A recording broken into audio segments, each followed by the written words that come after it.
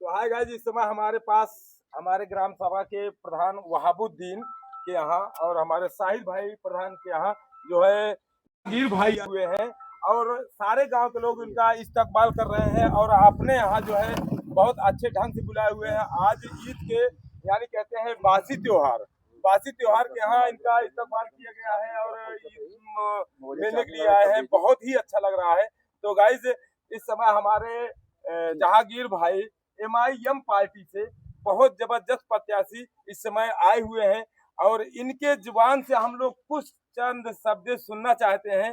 तो हमारे जहांगीर भाई MIM पार्टी से हैं, ये क्या कुछ कहना चाहते हैं, जरा जहांगीर भाई आप अपने जुबान बताइए, कैसा लगता है आपको? MIM जुड़े तो हैं लेकिन आप कुछ बताएं। देखिए, सबसे पहली बात तो मैं समस्त देशवासियों को और हमारे इस सम्मानित क्षेत्रवासियों को और ख़ास करके आज वहाबुद्दीन भाई और शाहिद भाई ने जिस तरह से एक प्रोग्राम रख करके इस पूरे समाज को, पूरे देशवासियों को एक मैसेज दिया है कि ईद मिलन समारोह होता क्या है।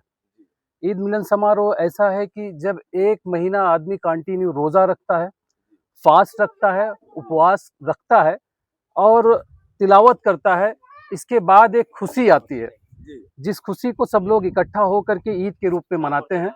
तो मैं बहुत बहुत बधाई देता हूं समस्त क्षेत्रवासियों को और देशवासियों को ईद के इस मौके पर। क्योंकि आपको तो पता है, आप सारे लोग जानते हैं कि मैं वार्ड क्रमांक 42 का भावी जिला पंचायत सदस्य और उम्मीदवार भी हूं और इस चीज़ को बाबत लेकर के मैं आप लोगों को बताना चाहता हूं। मेरा फैमिली बैकग्राउंड पहले आप लोग जान लीजिए।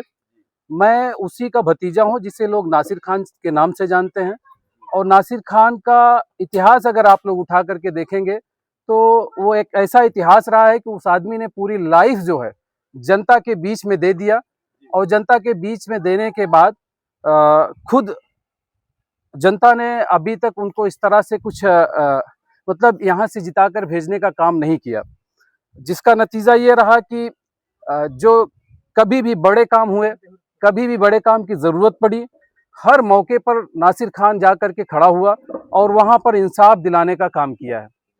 दूसरी चीज़ मैं आप लोगों को बताना चाहता हूँ, चूँकि अभी वो जो जेल में है, आप लोगों को सारे लोगों को पता है, उन्होंने मुझे ये कहा कि मैं जिस विरासत को छोड़ करके जेल की सलाखों के पीछे आया हुआ हूँ, उस विरासत को आगे बढ़ाने का काम आपका है।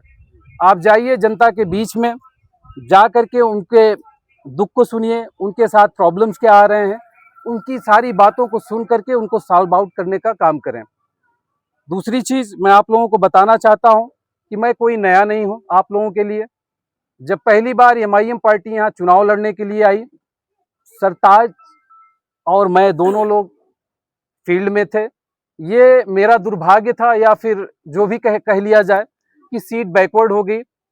सीट बैकवर्ड होने के बाद भी मैं पार्टी से नहीं हटा, पार्टी के साथ लगा रहा, कांधे से कांधा मिला करके मैंने कैंपेन भी किया। जहां जरूरत पड़ी, जिस तरह से लोगों ने कहा, मैं वहां पहुंच करके पार्टी के लिए प्रचार प्रसार करता रहा। ये अलग बात है कि मुझको काउंटिंग में नहीं रखा गया, जिसका नतीजा ये था कि यहाँ की सीट हारी गई, जबकि वार्ड नंबर 42 जो है जीती जिताई हुई सीट थी। और अगर ये सीट निकलती तो कहीं ना कहीं एक अच्छी तरीके से पार्टी का प्रचार प्रसार होता और पार्टी आज जो आप इस तरह से देख रहे हैं काफी आगे निकल जाती। कोई और क्वेश्चन हो मन में तो आप मेरे से क्वेश्चन करिए। बिल्कुल क्वेश्चन है, क्योंकि बहुत सारे ऐसे लोग कुछ क्वेश्चन किए हैं कि जो इस ग्राम सभा में वार्ड नंबर 42 से जो लड़ रहा है, यहाँ अगर देखा जाए तो मेन 3 ही प्रत्याशी हैं। एक जहांगीर भाई है, दूसरा मकसूद भाई है, तीसरा सरताज है।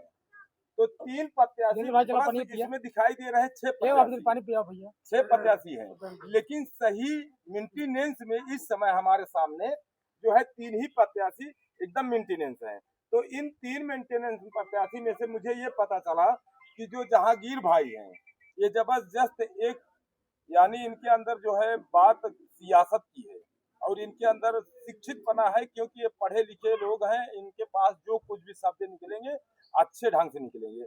और जो मासूक भाई हैं वो नेता टाइप के और उनका भी क्वालिटी बहुत अच्छा है। और जो सरताज भाई हैं वो हमारे ग्राम सभा में क्या बहुत दूर दूर जाते हैं, उनको लोग प्रिय कहते हैं, उनको सारे गांव के लोग बहुत जानते भी हैं, मानते हैं। अगले वर्ष में जो है कुछ वोटों से वो हार चुके थे। इसके विषय में आप क्या कहना चाहते हैं जहांगीर भाई? देखिए, सबसे पहली चीज़ तो मैं पब्लिक को गुमराह नहीं करना चाहता। मैं आपको बताना चाहता हूँ कि वार्ड नंबर 42 की सीट जीती जा चुकी थी, जी लेकिन यह है कि काउंटिंग में मुझको ना रखना, जी क्योंकि आपको ये नहीं पता कि फॉर्म 22 क्या होता है। जी और जब आपके बीच दूसरी अपोनेंट पार्टी जो है, दोनों के बीच में ये हो गया कि भैया मैं जीत गया हूँ, वो बोल रहे हैं मैं जीत गया हूँ। आपके पास क्या आधार है? आपके पास सारी चीजें होनी चाहिए। आप लेके जाइए, आरओ के पास बैठिए और बताइए सर फला बूथ पे इतने वोट पड़े हुए हैं, फला बूथ पे इतने वोट पड़े हुए हैं, और इनका और मेरा मार्जिन देखा जाए तो लगभग 3,500 होता है। एक चीज थोड़ा सा समझ में आता है कि 100-200 वोट की अगर बात हो तो चलो ठीक है भाई, समझ में आता है कि कहीं से इधर उधर हो गया, लेकिन 3500 वोट अगर पा करके एक्स्ट्रा अगर सीट हारी गई तो क्या रीजन रहा, आप लोग बाखूबी इस चीज को समझ सकते हैं। मैं अपने मुंह से नहीं बोल, क्योंकि मैं कैंडिडेट हूं।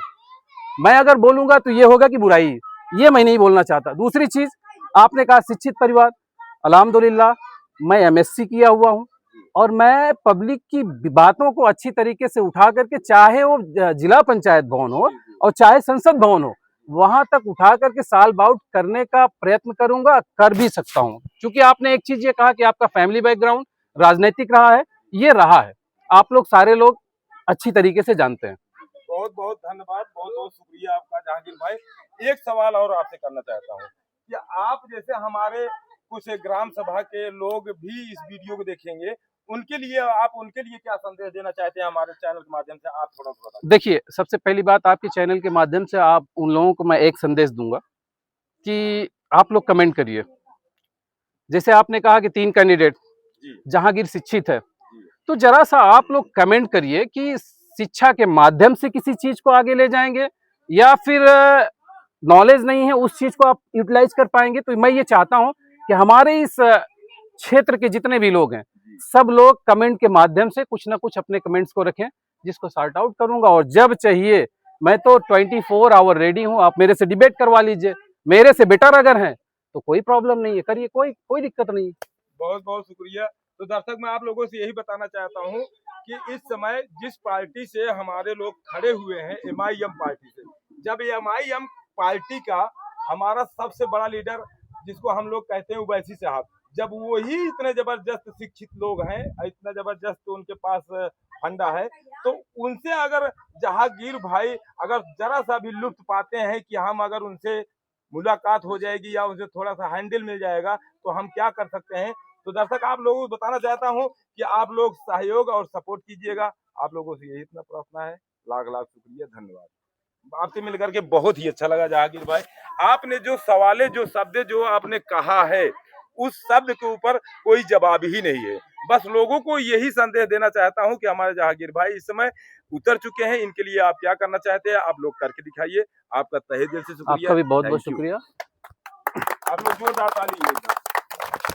अध्यक्ष जी का जरा सा अध्यक्ष जी, अगर कुछ कहना चाहते हैं तो आप नहीं, आपका क्वेश्चन कर स्वागत और लीजिए। आपका क्वेश्चन वेलकम है। क्वेश्चन तो करिए। अध्यक्ष जी क्या कहेंगे, कुछ तो क्वेश्चन करिए, कुछ क्वेश्चन करिए। अध्यक्ष जी बोले और चचा जमील साहब हैं वो बोलेंगे। अध्यक्ष जी से क्या सवाल किया जाए भाई? देखिए, अध्यक्ष जो देखिए, होते हैं वो अध्यक्ष ही होते हैं।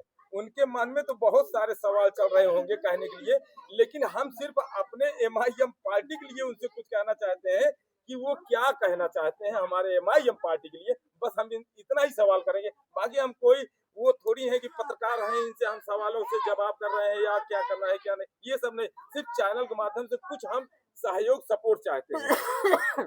तो हमारे अध्यक्ष जी अगर कुछ कहना चाहते हैं तो थोड़ा से आप 2 शब्द जरूर कहें।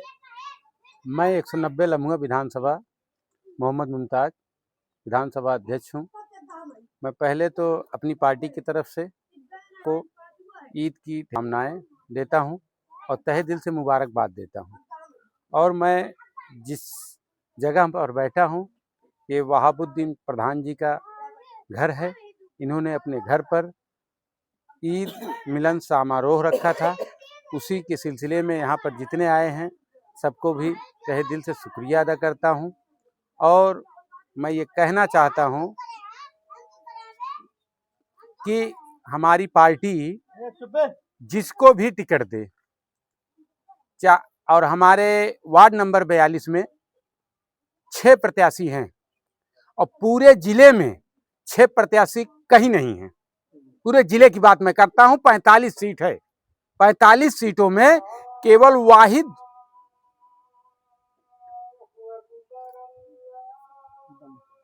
नंबर 42 में ऐसा क्या हो गया कि 6 प्रत्याशी वार्ड नंबर 42 से ही क्यों आए, पूरे जिले से क्यों नहीं 6 प्रत्याशी आए? इसका मतलब है यहाँ MIM ने मेहनत की है, यहाँ के कार्यकर्ता मेहनत किए हैं, यहाँ का विधानसभा अध्यक्ष मेहनत किया है, यहाँ का विधानसभा सचिव मेहनत किया है, यहाँ के लोग मेहनत किए, इसलिए 6 प्रत्याशी आए। इसलिए मैं कहना ये चाहता हूँ कि अगर जो भी डिसीजन ले पार्टी, बहुत सोच और समझ कर ले डिसीजन। और मैं सारे 6 प्रत्याशियों से ये भी अपील करना चाहता हूं, अगर पार्टी किसी को भी टिकट दे, आप लोग तहे दिल से उसका साथ दीजिए, उसकी मदद करिए। और समय चुनाव आता और जाता रहेगा, कसम से अगर वो पार्टी वार्ड नंबर 42 में जीत जाएगी तो ये विधानसभा का चुनाव भी इंशाल्लाह हम जीतेंगे। हाँ, अगर विधानसभा की सीट हम जीत गए तो यह पूरे सुल्तानपुर की फख्र की बात होगी, विधानसभा के लोगों की फख्र की बात होगी कि यहाँ जो है हम क्या नाम है विधायकी MIM की सीट जीती हुई है। इसलिए मैं कहना चाहता हूँ यहाँ के सारे भाई से, चाहे वो हिंदू हो, मुसलमान हो, सिख हो, ईसाई हो, सब ओवैसी साहब का सपोर्ट करिए। और जब आप सपोर्ट करेंगे, जब आप सीट जीतेंगे तो आने वाला समय अगर इंसाफ कहीं अगर आपको मिलेगा, मुझे ये लगता है तो असद ओवैसी की पार्टी के तरफ से मिलेगा और असद ओवैसी के लोगों के तरफ से मिलेगा और असद ओवैसी से मिलेगा। क्योंकि हक और हुकूक की आवाज उठाने वाला अगर कोई इस वक्त हिंदुस्तान में है तो उसका नाम असद ओवैसी है, अन्यथा कोई नहीं है। इसलिए मैं इसी के साथ मैं अपनी बातों को खत्म करता हूँ। अस्सलाम वालेकुम।